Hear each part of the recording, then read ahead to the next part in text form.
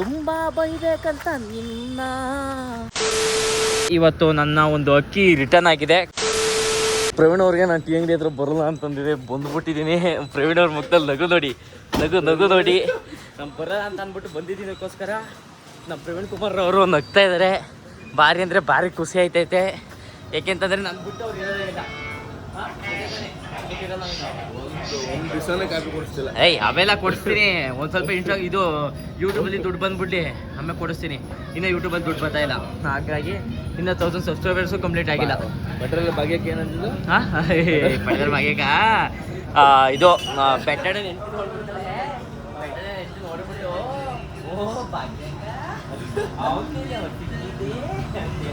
ಕೇಳ್ತಾ ಇದ್ದು. ಸಕ್ಕತ್ತಾಗಿ ಹೇಳ್ತಾಳೆ ಭಾಗ್ಯಕ್ಕ, ಸಕ್ಕತ್ತಾಗಿ ಮಾತಾಡ್ತಾಳೆ. ಪ್ರವೀಣ್ ಕುಮಾರ್ ಅವರು ಬೇಗ ಒಂದು ಸ್ವಲ್ಪ ಹೇಳಿ, ಒಂದು ಸ್ವಲ್ಪ 1000 ಸಬ್ಸ್ಕ್ರೈಬರ್ಸ್ನ ಕಂಪ್ಲೀಟ್ ಮಾಡೋಕೆ ಹೇಳಿ. ಹಂಗೆ ದಯವಿಟ್ಟು ಯಾವಾಗಲೂ ಆ ವೀಡಿಯೋಸ್ಗಳನ್ನ ನೋಡ್ತಾರೆ ಕೇಳಿ.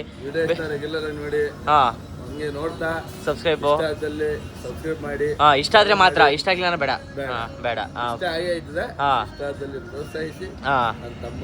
ಬೆಳೆಸಿ ಅಷ್ಟೇ. ನೀವು ಬೆಳೀರಿ. ಆಮೇಲೆ ನಿಮ್ಮ ಲೈಫಲ್ಲಿ ನೀವು ಏನು ಅನ್ಕೊಂಡಿದ್ರೆ ಅದೆಲ್ಲ ಅಚೀವ್ ಮಾಡಿ. ಕಾಪಿ ಪೇಸ್ಟ್ ಎಲ್ಲ ಮಾಡಕ್ ಹೋಗ್ಬಿಡಿ. ಆಮೇಲೆ ನಿಮ್ಗೆಲ್ಲ ಏನು ಸಿಗಲ್ಲ. ಒಟ್ಟಲ್ಲಿ ವಿಡಿಯೋ ಮಾಡಿದವ್ರು ಸಿಗ್ತದೆ. ನಿಮ್ಗೆ ಎಲ್ಲರೂ ಸಿಗ್ಬೇಕಂದ್ರೆ ವಿಡಿಯೋ ಮಾಡಾಕಿ. ಇಲ್ಲಾಂದ್ರೆ ಆ ವಿಡಿಯೋ ಮಾಡಿರ್ತಾರಲ್ಲ, ನಾನು ಮಾಡಿದ್ದೀನಿ ಅಂದ್ರೆ ಅದೇ ವಿಡಿಯೋ ಹೋಗಿ ಹೋಗಿರಿ. ಹಾಗೆ ಅದೇ ವಿಡಿಯೋನ ಡೌನ್ಲೋಡ್ ಮಾಡಿಬಿಟ್ಟು ದಿಬ್ಬದ ಕಾಯಿ ಕಡೆ ಅವಾಗ ಆಯ್ತಾರೆ.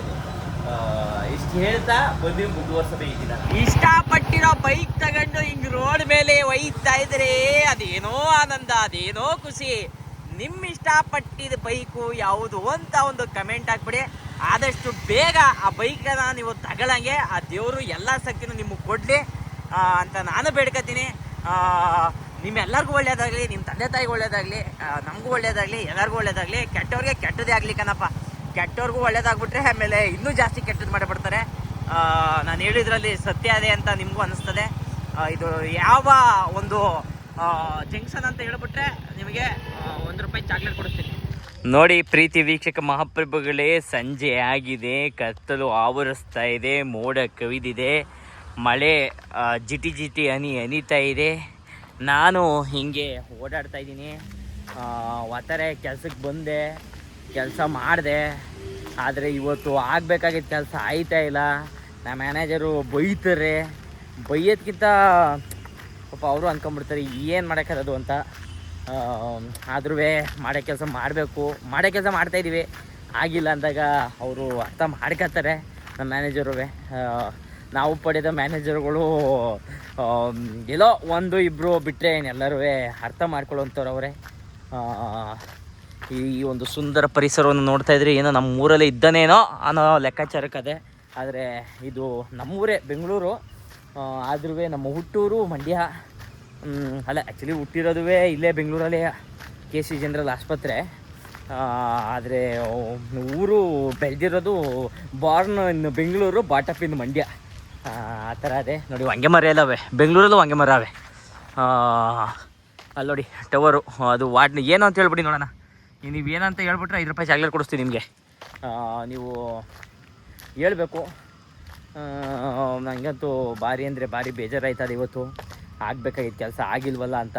ಆದರೆ ಏನು ಮಾಡೋಕ್ಕದು, ಒಂದೊಂದು ಟೈಮು ಕೈ ಹಿಡಿಯಲ್ಲ, ಕೈ ಎತ್ತಲ್ಲ, ಏನು ಮಾಡೋಕ್ಕಾಗಲ್ಲ ಅವಾಗ. ಗುರುವಾರ ಸಂಜೆನ ಹೊರಟಿದ್ದೆ. ಇವತ್ತು ಗುರುವಾರ ಅಲ್ಲ, ಭಾನುವಾರ ಸಂಜೆನ ಹೊರಟಿದ್ದೆ ಅಲೆಯೋಕೆ. ಎದುರಾಯ್ತು ಚೂಡಿದಾರ ದೊಡ್ಡ ಮರಿ ಜಿಂಕೆ. ಬಿದ್ದೆ ಬಾತ್ರೂಮಲ್ಲಿ ಬಿದ್ದು ಸೊಂಟಾಗಿಂತ ಎಲ್ಲ ಮುರ್ಕೊಂಬಿಟ್ಟ. ಯಾರು ಗಾಳಿಲಿ ಹೊತ್ತಾನಿಟ್ಟು ನೀರಿನಲ್ಲಿ ಹೆಜ್ಜೆ ಇಟ್ಟು ಮುಲ್ಲೆ ಇದ್ದಂಗಿದ್ದು ಹೋದವಳು ಯಾರು. ಅವಳು ಯಾರೋ ಹುಡುಗಿ, ನನ್ನನ್ನೇ ಹುಡುಗಿ ಪ್ರೀತಿಸುತ್ತೀನಿ ಅಂತ ಹಾಡುತ್ತಾಳೆ. ಹತ್ತಿರ ಬರದೆ ದೂರನೂ ಇರದೆ ಗುಂಡಿಗೆ ಚುಚ್ಚಿ ನನ್ನ ಕಾಡುತ್ತಾಳೆ. ಯಾರಿಗೆ ಬೇಕು ಈ ಲೋಕ, ಮೋಸಕ್ಕೆ ಕೈಯನ್ನು ಹಿಡಿಬೇಕಾ, ಪ್ರೀತಿಯೇ ಹೋದರೂ ಬದುಕಬೇಕಾ, ಮೋಸ ಮಾಡಲೆಂದೆ ನೀನು ಬಂದೆಯಾ, ಪ್ರೀತಿ ಹೆಸರ ಹೇಳಿ ಎದರು ನಿಂತೆಯ, ನಕ್ಕ ಹಾಗೆ ನಟನೆ ಮಾಡಿ ಕಾದೆಯ, ನಗುವ ಸದ್ದಿನಲ್ಲಿ ಹೃದಯ ಹೊಡೆದೆಯ, ನಂಬೋದೇ ಪ್ರೀತಿ ಎಂಬ ಲೆಕ್ಕನೇ ತಪ್ಪು ಎಂಬ, ನಂಬೋದೇ ಪ್ರೀತಿ ಎಂಬ ಲೆಕ್ಕನೇ ತಪ್ಪು ಎಂಬ ಪಾಠನ ಹೇಳ ಬಂದೆಯ. ಹೊಯ್ ಹೋದರೆ ಹೋಗ್ಲೇ ನೀ ದೂರ, ನನ್ನಿಂದ ದೂರನೇ ದೂರ, ಓಪನ್ ಏರೋ ಬಿಡ್ಕೊಂಡು ಕೂದಲು ಹಾರಾಡಿಸ್ಕೊಂಡು ಏರಿಯಾದಲ್ಲಿ ಓಡಾಡಬೇಡವೇ, ಜೀವ ಜಲ್ಲಂತದೆ, ಇದು ದಡ್ಡಂತದೆ. ಆಮೇಲೆ ಇನ್ನೊಂದಪ್ಪ ಯಾವುದೋ ಚಿಕನ್ ಅವರು ಆಡ್ತಾರಲ್ಲ, ಯಾವುದದು ಕೈ ನೋವು ಬಂದ್ಬಿಟ್ಟು ವಾ, ಯಾವುದದು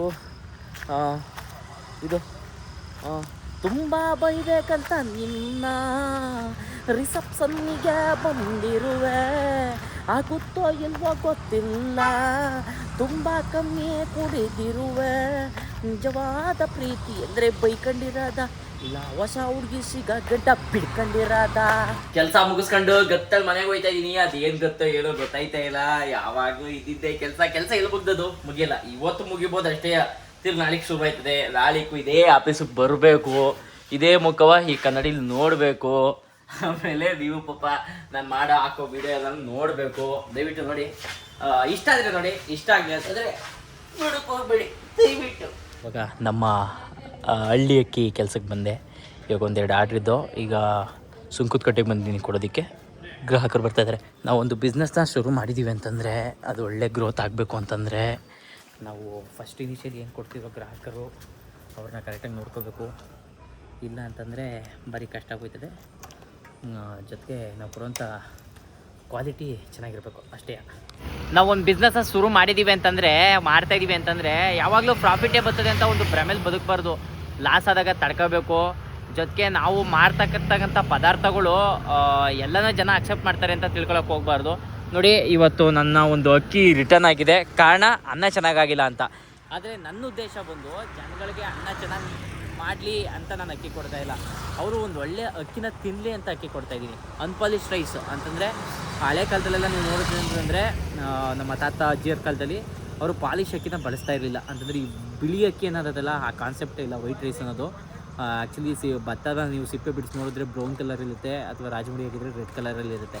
ಇವಾಗ ಜನಗಳಿಗೆ ಕ್ಲೀನ್ನೆಸ್ ಬೇಕು, ನಮಗೆ ನೋಡೋಕ್ಕೆ ನೀಟಾಗಿರಬೇಕು ಅಂತೇಳಿ ವೈಟ್ ರೈಸ್ ಕಾನ್ಸೆಪ್ಟು. ಅದನ್ನು ಪಾಲಿಶ್ ಕೊಟ್ಟು ಆ ಥರ ವೈಟ್ ಆಗ್ತಿರುತ್ತೆ.